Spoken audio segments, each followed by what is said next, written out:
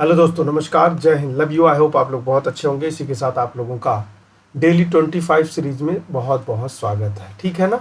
आप लोगों का संडे का दिन रहा होगा कल। आप लोगों ने एक हफ्ते के एक वीक में जितने भी कराए गए होंगे वो सारा टोटल आप लोगों ने रिवीजन कर लिया होगा। आई होप ऐसा किया ही होगा, जिससे आप लोग थोड़ा बहुत जो भूल रहे थे वो सब सारा कंप्लीट हो गया हो जाएगा। और ये कंप्लीट का ये पैरामीटर आप लोगों को बहुत अच्छी तरीके से समझ में आ रहा है। ठीक है ना।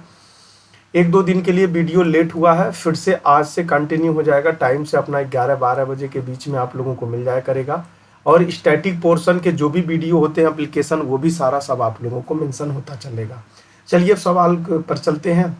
भारत सरकार द्वारा योजना आयोग किस वर्ष में स्थापित किया गया था? मतलब ये पूछिए मत कितनी बार पूछा है, और अभी भी इसके बारे में चर्चा में चलता रहता है। तो इसका सबसे बढ़िया आप लोगों को धारणा है कि बढ़िया से याद कर लीजिए। यह गैर संवैधानिक है, संवैधानिक उत्तर है। तो ये संवैधानिक नहीं है बेटा, संविधान उत्तर है। यह स्थापना कब किया गया था? तो लिख लिया करिएगा, क्योंकि बार बार यह हडल बन चुका। 15 मार्च 1950 को किया गया। किस समिति के तहत किया गया था? किस समिति के तहत किया गया? लिख लीजिए, के सी नियोगी है बेटा। के सी नियोगी समिति के तहत गठन किया गया। किसके तहत किया गया? केसी नियोगी समिति के तहत 1950 में गठित किया गया था। पंचवर्षीय योजनाओं के लिए और अन्य तथ्यों के लिए किया गया था। सबसे अच्छा सवाल है, इसको बदल दिया गया है। इसकी स्थापना 1 जनवरी, आप लोगों ने नाम सुना ही होगा, 2015 में इसकी स्थापना नहीं की गई है। इसका व्यवस्था बदल दिया गया है, कार्य बदल दिया गया है। इसके पहले अध्यक्ष कौन है? और अभी तक वही अध्यक्ष है, तो आप लोगों को पता होगा, वह है मोदी जी। और इसके अध्यक्ष कौन होते हैं? तो पीएम। देश का कौन होता है? पीएम होता है। तो 15 में ही सरकार इनकी 14 में बनी थी, तब से इन्होंने नियम बदला है, तब से आप यही अध्यक्ष चल रहे हैं। पहला अध्यक्ष कौन था? यही थे। अंतिम कौन थे? यही थे। दूसरा बात है, इनके सीईओ का नाम आप लोग जरूर मेंशन करिएगा, क्योंकि ये आप लोगों को बहुत अच्छी तरीके से बताया गया। ठीक है ना। आगे बढ़ते हैं। आगे सवाल को देखिएगा। ओजोन रिक्तीकरण, डिफ्लेशन कहते हैं, किसके पास सबसे ज्यादा होता है? बताइए। ओजोन डिफ्लेशन सबसे ज्यादा किसके पास होता है? बताइए बेटा। बहुत अच्छा सवाल है। आप लोग जानते होंगे फ्लोरोकार्बन के सर्वाधिक मात्रा के कारण होता है। तो इसका सबसे ज्यादा होता है ध्रुव पे बेटा। कहाँ होता है? ध्रुव पे होता है। सबसे ज्यादा ध्रुव पे होता है, भूमध्य रेखा पे नहीं, मध्य ये सब नहीं होता। कहाँ पे होता है? भूमध्य रेखा में होता है। निम्नलिखित में से क्या भारत के संविधान की विशेषता नहीं है? देखिए, मूलभूत अधिकार है, ये तो है, सत्ता का है, संघीयता का है, एकात्मक प्रणाली नहीं है। हमारे वहाँ एकात्मक शासन व्यवस्था है, लेकिन एकात्मक शासन व्यवस्था में संघीय शासन व्यवस्था है, जिसमें कहीं केंद्र सबसे भारी पड़ता है तो कहीं राज्य पड़ता है। इसीलिए 3 सूचियों को डिवाइड किया गया है। 3 सूचियों को डिवाइड किया और संसदीय प्रणाली को 3 स्तर से लागू किया गया है।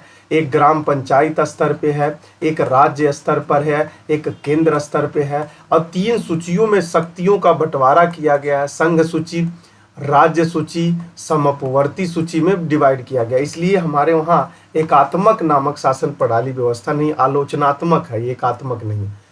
निर्वाचक कॉन्स्टिट्यूएंट भारत में पहली बार मिली थी? बताइएगा। 29 नंबर सवाल है। चलिए बताइए बेटा, कब मिली थी? 1946 में मिली थी। बहुत अच्छा सवाल है। कब मिली थी? तो 1946 में मिली थी। कब मिली थी? 1946 में। इसके पहले अध्यक्ष कौन थे? तो सच्चिदानंद सिन्हा थे। बहुत अच्छी तरीके से याद होगा। अस्थाई अध्यक्ष कौन थे? तो ये थे। और यह समिति बनाई किस लिए गई थी? ये संविधान सभा बनाई किस लिए गई थी? तो आप लोगों को पता होना चाहिए, संविधान सभा इसलिए बनाई गई थी जो ऐतिहासिक उद्देश्य थे बेटा, जो ऐतिहासिक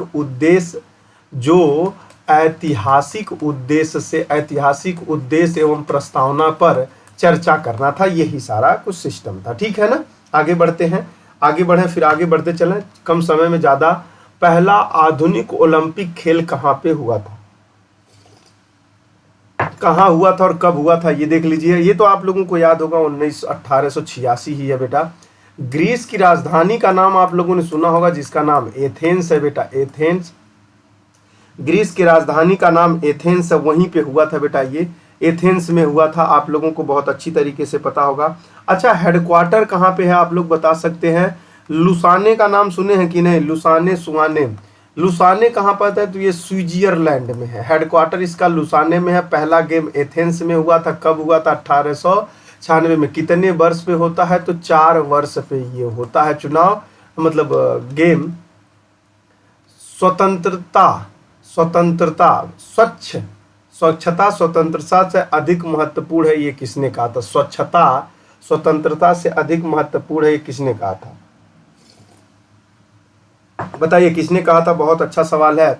महात्मा गांधी जी ने कहा था। ये तो आप लोगों को पता है, स्वच्छ भारत अभियान के बारे में इन्हीं का नाम आता है सबसे ज्यादा। तो किसने कहा है? महात्मा गांधी जी ने कहा है। जब ब्याज या मूलधन अवधि के लिए अतिदेय ओवर ड्यू हो जाता है तो ऋण लोन गैर निष्पादित परिसंपत्ति एनपीए बन जाता है। कितने दिन में बनता है? जैसे कहने का मतलब ये कह रहा है, यदि बैंक किसी को लोन दे देता है बेटा, लोन बैंक दे देता है, लोन दे देता है, नॉन परफॉर्मिंग एसेट बोला जाता है इसको, ठीक है ना? अरे यार कहाँ से आ गया?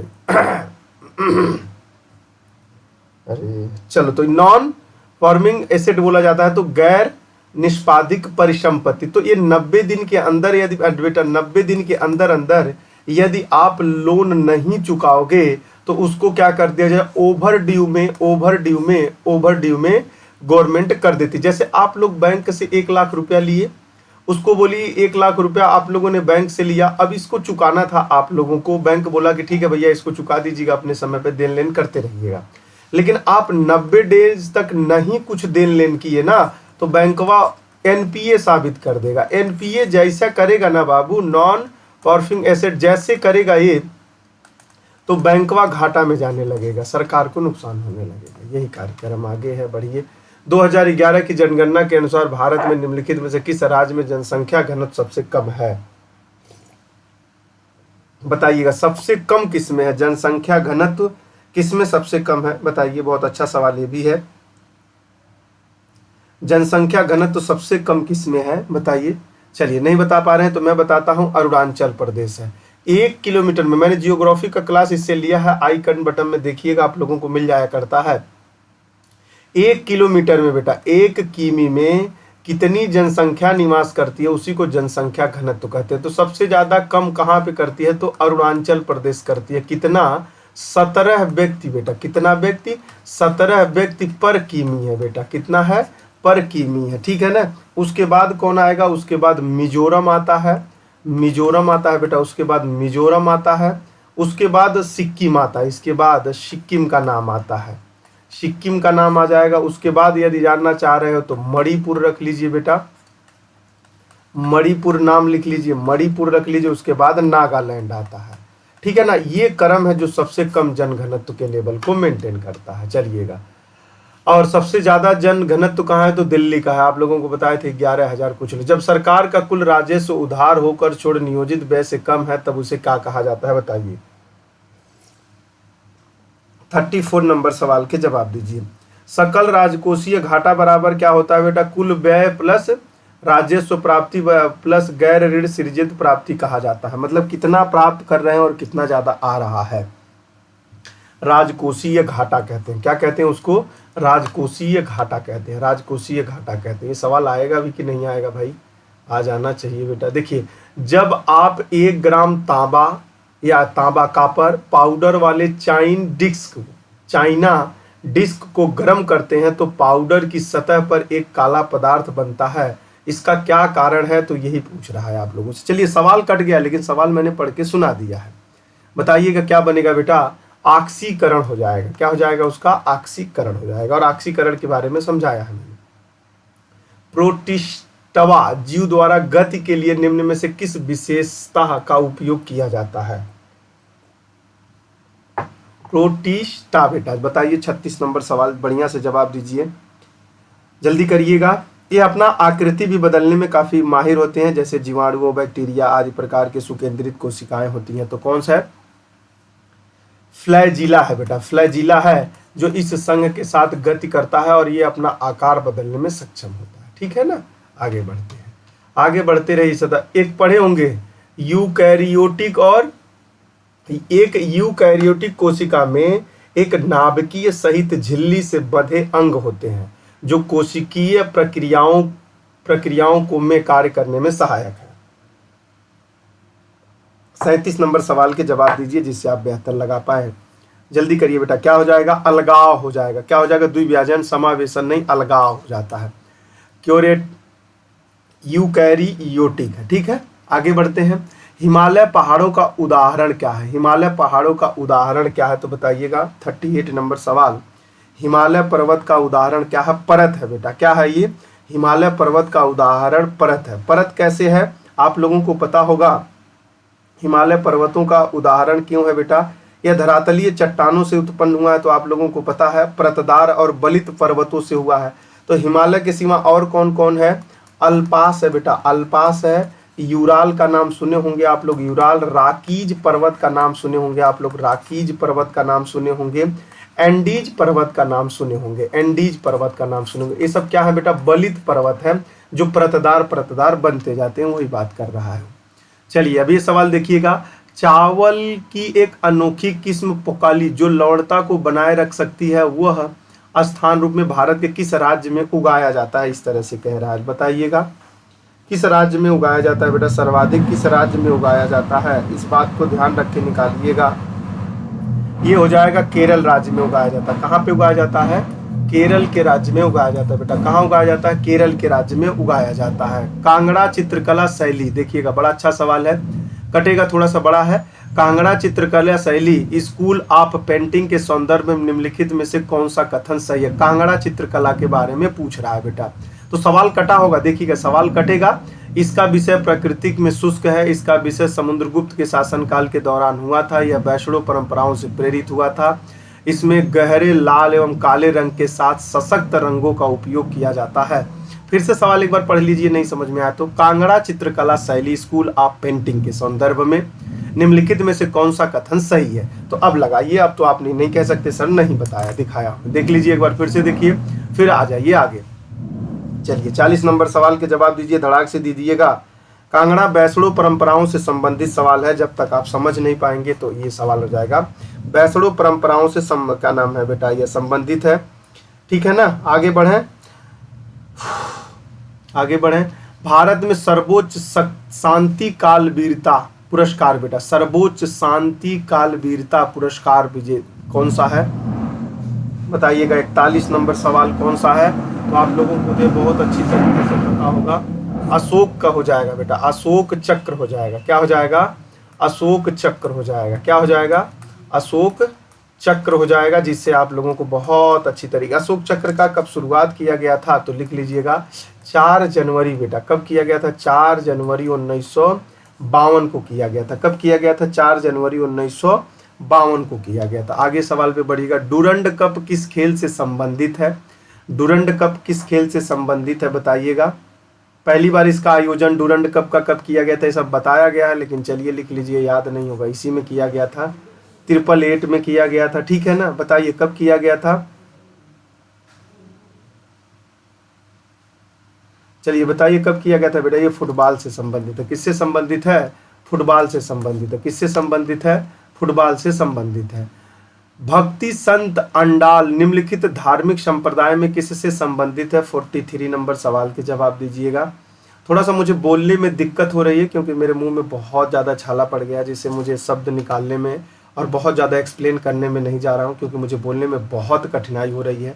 लेकिन आप लोगों के सीरीज और आपका नुकसान ना हो, क्योंकि आप बड़े बेसब्री से इंतज़ार कर रहे होंगे, इसलिए मुझे डेडिकेशनल बनाने, बस वही पैसन और डेडिकेशन है जो डिसिप्लिन में ला के मुझे बैठा दिया है। लेकिन बोल पाने में मैं बहुत ज़्यादा असमर्थ हूँ। तो इस वीडियो को ज़बरदस्त तरीके से लाइक शेयर कमेंट जरूर करिएगा, क्योंकि यदि इतनी असमर्थता से मैं साथ देने की कोशिश कर रहा हूँ तो जब मैं सही रहता हूँ तो कितना दे सकता हूँ, आप समझ पा रहे हैं। चलिएगा, भक्ति संत अंडाल वैष्णव संप्रदाय से संबंधित था बेटा। यह दक्षिण भारत की बात की जा रही है और यह प्रसिद्ध महिला संत थी। वैष्णव अलगाव संत के बारे में तो आप लोगों को पता चल गया। ऑप्शन नंबर 20 है, यह वैष्णव से संबंधित है। ठीक है ना बेटा। चलिएगा, भारत की जीडीपी की गणना के लिए कौन सी संस्था जिम्मेदार है? भारत की गणना करने के लिए कौन सी संस्था जिम्मेदार है, तो आप लोगों को पता ही होना चाहिए, नहीं पता है तो लिख लीजिएगा। सेंट्रल स्टैटिस्टिक ऑफिस होता है बेटा, जिसका नाम है केंद्रीय सांख्यिकीय संगठन, और इसकी स्थापना की गई थी 2 मई 1951 में किया गया था। तो केंद्रीय सांख्यिकी कार्यालय मंत्रालय हो जाएगी, ठीक है ना। भारत की खोज द डिस्कवरी ऑफ इंडिया पुस्तक के लेखक। पुस्तक के बारे में आजकल भाई आईएएस तक के एग्जामों को नहीं छोड़ा जा रहा है, आईएएस से लेके पुलिस के एग्जामों तक 1-2 पुस्तक का नाम तो जरूर टेंट वाइज कर रहा है। आज मैं हो सकता है कि पुस्तकों का नया भंडार और ला के दे दूं, जिससे आप लोगों को वहीं पे हो जाए, लेकिन हम जो देंगे वो न्यू बेस्ट होगा। पुराने को कहोगे तो बता देंगे। ये कौन है बेटा, तो ये थे जवाहरलाल नेहरू, पंडित जवाहरलाल नेहरू थे। ये लिखे कब थे, तो 1944। बहुत ज्यादा पूछी जाती, पब्लिक कब हुई थी, 1946 में हुई थी। इसमें लिखा क्या है, सभ्यता, सिंधु सभ्यता से लेके बेटा, किससे, सिंधु घाटी सभ्यता से लेके आज तक के आधुनिक भारत, मतलब 1948 तक हो रहे हैं। अच्छा 45 में पब्लिक हुआ, तो वहां तक के भारत के बारे में इन्होंने बहुत अच्छी कहानी के रूप में सजाया है। एक बार जरूर पढ़िएगा, ये बुक बहुत अच्छी है। राग मियां मल्हार का सृजन किसने किया था, ये गाना का ये राग है बेटा, राग है। और यदि गाना होना से संबंधित सवाल का नाम आ जाए तो आपको पता ही है, बिरजू जसराज खजरू मीराबाई तो नहीं होंगे, तानसेन होंगे। बहुत अच्छा सवाल है, आप लोग भी देख लिए, तानसेन का नाम जरूर आता है वहां पे। राग मियां तो 2 बार हो गया। बेडाक्विलाइन दवा किसके लिए संबंधित है बेटा, वही पूछ रहा है किसके इलाज के लिए है, तो बताइएगा। बेडाक्विलाइन की दवा किससे संबंधित है, बहुत अच्छा सवाल है, तो आप बताइएगा। एमडीआर टीबी के लिए है बेटा, एमडीआर और 100% कारगर टीबी की दवा नहीं है एक्चुअली, इसीलिए ये दवा 100% कारगर है, उन्हीं के लिए दिया जाए। टीबी की बीमारी, क्षय रोग जिसे। गंधार कला शैली स्कूल ऑफ आर्ट राजवंश के तहत विकसित किया गया था, बताइए। 49 नंबर सवाल के जवाब दीजिए, 49 नंबर सवाल का जवाब दीजिएगा। आप लोगों को एक चीज पता होगा, गंधार कला का विकास कब हुआ था, तो कुषाण काल में हुआ था बेटा। कब हुआ था, कुषाण के शासन काल में हुआ था, ठीक है ना। अत्यधिक परंपरागत थी, लेकिन यह बौद्ध परंपराओं से काफी क्या नाम है, मिलता जुलता था, और बौद्ध के साथ साथ यह यूनानी और रोमन से भी मिलती जुलती कहानियां थी, ठीक है। आगे बढ़ते हैं। निम्नलिखित में कौन सी नदी अरब सागर में जाकर गिरती है, मिलती है या गिरती है, जो भी कहना चाहिए। तो आप लोगों को तो भर भर के बताया गया। देखिए, कावेरी तो हो नहीं सकती, गोदावरी तो हो नहीं सकती है, गोदावरी, कृष्णा भी नहीं हो सकती, नर्मदा नदी। और नर्मदा नदी के बारे में इतना बढ़िया से मैंने आप पिछले वीडियो में समझाया है, उससे पिछले वीडियो में भी समझाया है। दूसरी बात है, मैंने आप लोगों को बताया भी है, कावेरी नदी, कृष्णा नदी, गोदावरी नदी और नर्मदा नदी, गंगा नदी और यमुना नदी के बारे में बहुत अच्छे सवाल पूछे जाते हैं। तो नदियों के सार के रूप में मैंने एक 15 से 20 मिनट का वीडियो बनाया है। यदि आप उसको देख लेते हैं तो दुनिया में कभी वीडियो गंगा नदी से संबंधित, चाहे वह प्रायद्वीप की नदी हो, चाहे वह हिमालय की नदियां हो। प्रायद्वीप में 2 नदियां हैं, एक अरब सागर में और एक क्या नाम है, बंगाल की खाड़ी में। इनसे सवाल पढ़ने की जरूरत नहीं पड़ेगी, ये मेरा दावा। आपको एंडिंग बटन पे या आई बटन पे मिल जाएगा, जरूर देखिएगा। मस्त रहिए। आप लोग आजकल फीडबैक देना बंद कर दिए। मस्त रहिए, खुश रहिए, एंजॉय लेते रहिएगा। अगला क्लास आप लोगों को 6 से 7-8 बजे के बीच में एक और प्रोवाइड कराएंगे, वो जीएस के स्टैटिक पोर्शन से रहेगा। काफी आनंद ले रहे हैं, बहुत अच्छा प्यार दे रहे हैं, लेकिन फीडबैक आप लोग नहीं दे रहे हैं। इसको देते रहिए, मस्त रहिए, खुश रहिए, एंजॉय लीजिए। Love you, take care, bye. मस्त एंजॉय के साथ साथ डेडिकेशनली तैयारी करते रहिए, ठीक है ना। चलिए।